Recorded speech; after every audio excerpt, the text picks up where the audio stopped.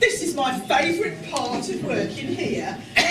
Sorting. Well, pricing and sorting. That's what I like doing. Let's face it. I'm a real backroom girl. I'm proud of it. Brenda, the so-called manager here, she prefers being out front in the shop. I'm a people person, she says. Well, I'm not. Truth be told, I'm not that keen on people. In fact, sometimes people get right up my nose. Oh, they come in the shop, picking over everything, tutting and shaking their heads, and they never put things back where they found them. They'll hold something up and say in a shocked voice, "You want 50p for this?" As if you're asking for the world. I tell them straight. This is a charity shop, I say. That 50p goes to buy much needed food for abandoned cats and dogs. That usually shuts them up. That's the reason why I chose to volunteer in this particular shop. The money goes to animals, not to people. Not that I'm very fond of animals either, but I prefer them to so-called human beings. Now, you can keep people. Give me a box of assorted bric-a-brac to rummage through any day. Sorting and pricing. It's what I'm good at. Well, take this blouse. That's worth, £3.75 of anybody's money. It's a pity about the stain. It's a bugger to get out, blood. People often ask me, "Kath, what's the weirdest thing you've ever had donated to the shop?"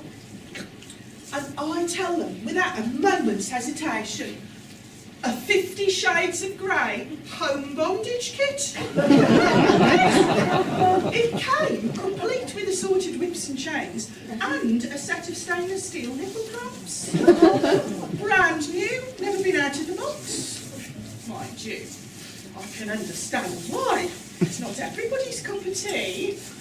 I'm all for a bit of role play when my Graham's up to it, which isn't very often these days since he's had his push. But you have to draw the line somewhere, and I draw it with nipple clamps. Now, I know what you're thinking. How do you price up something like that? Well, that's where my flair comes into it. No hesitation, £7.50. The real problem was where to display it. In the end, I put it in the toys and games section, next to a 1,000-piece jigsaw of the Houses of Parliament.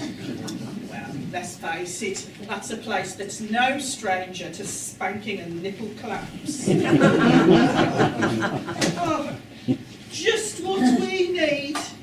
Another Harry Potter. We're up to our necks in Harry Bloody Potters, if you'll pardon my French.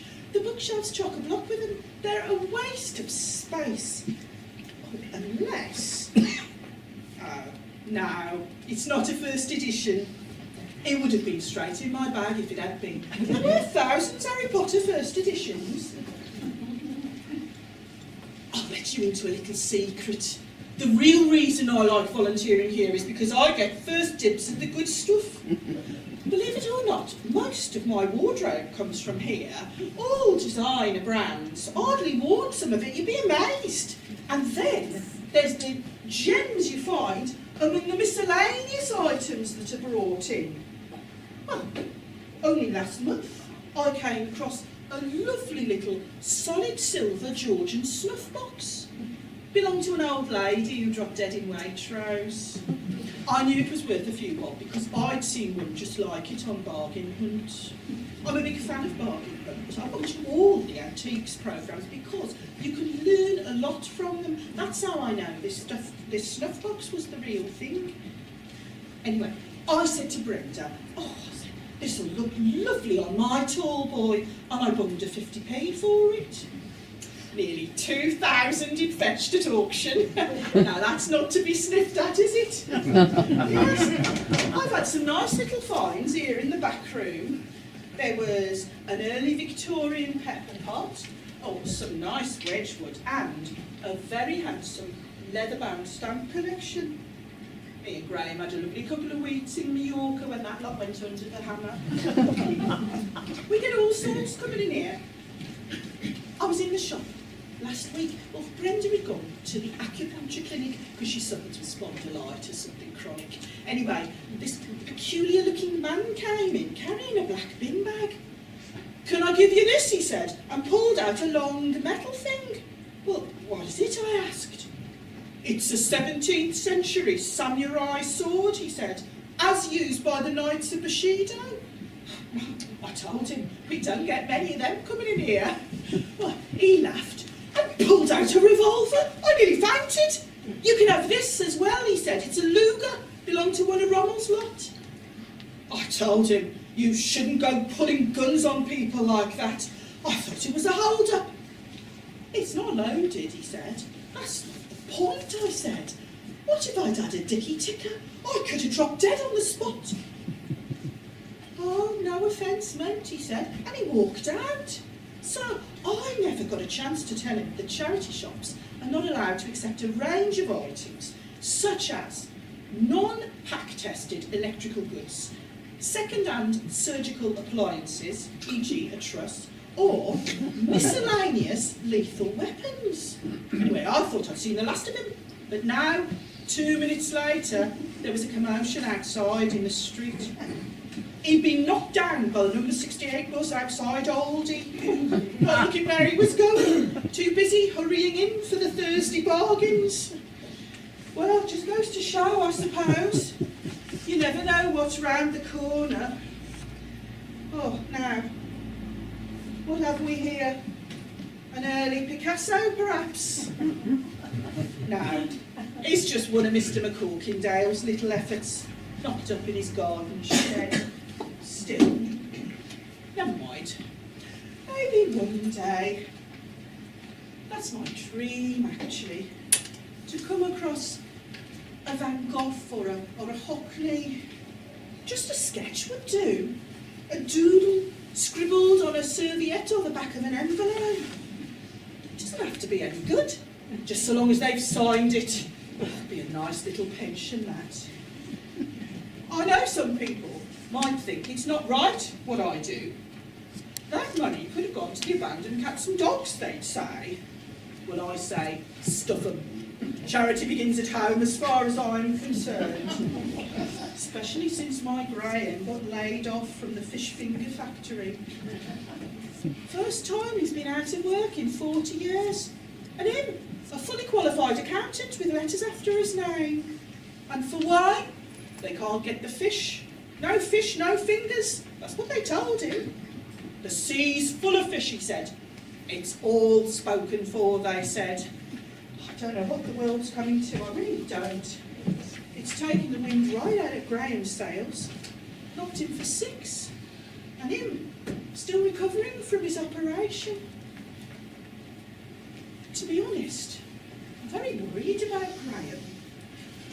He's never been what you might call robust. He's got this weak constitution, comes from being born in the back streets of Birmingham. He had rickets as a boy. I told him, other kids got nits, you had to go and get rickets. And TB, he said, and asthma, and cholera, and croup, you name it, he had it. Oh, by the time he was 10, he was a walking medical dictionary. Infection for life, something like that. Now he's out of work. Hardly surprising, his stress levels are going through the roof. And he doesn't handle stress well, my Graham, which isn't good. What with his angina and his high blood pressure. And if anything were to happen to him, I don't know. Still, must soldier on. These boxes of miscellaneous bric-a-brac won't sort themselves. Look on the bright side, that's my motto. You never know, I might find a Picasso today or a lost Stradivarius, then we'd be all right. Or flog it as Sotheby's and there'd be enough to get Graham sorted. Be as right as rain if we went private.